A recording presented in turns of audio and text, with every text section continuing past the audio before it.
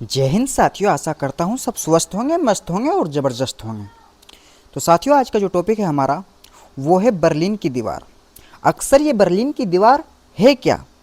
सोचिए, एक ऐसी दीवार और एक ऐसा शहर, एक ही भाषा, एक ही लोग, लेकिन बीच में खड़ी थी एक दीवार जिसका नाम बर्लिन की दीवार, जिसने परिवार परिवार को बांट दिया, दोस्तों दोस्तों से अलग कर दिया और पूरी दुनिया को दो हिस्सों में बांट दिया, जिसे बर्लिन की दीवार कहते हैं। तो साथियों, बर्लिन की दीवार जो है यह दीवार 1961 ईस्वी में जर्मनी के शहर बर्लिन में बनाई गई थी। इसकी लंबाई 150 किलोमीटर थी। इसका उद्देश्य जो था वो जर्मनी को दो भागों में बांटना था, यानी कि पूर्व जर्मनी ईस्ट में और पश्चिम जर्मनी वेस्ट में। यह कोई एक दीवार नहीं बल्कि दो विचारधाराओं की लड़ाई थी।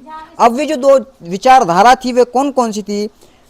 वे जो दो विचारधारा थी वे कौन कौन सी थी? पहला सोवियत संघ, दूसरा यूएसए यानी कि अमेरिका। इन दोनों विचारधाराओं के बीच लड़ाई हुई, यानी कि जिसको शीत युद्ध कहा गया।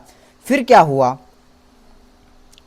फिर यह दीवार एक दीवार नहीं बल्कि दो विचारधाराओं की लड़ाई थी। 1945 में जब वर्ल्ड वॉर सेकंड खत्म हुआ, यानी कि द्वितीय विश्व युद्ध की समाप्ति हुई, इस युद्ध में जर्मनी हार गया और जर्मनी के हारते ही जर्मनी पर चार देशों ने मिलकर कब्जा कर लिया, यानी कि बांट लिया।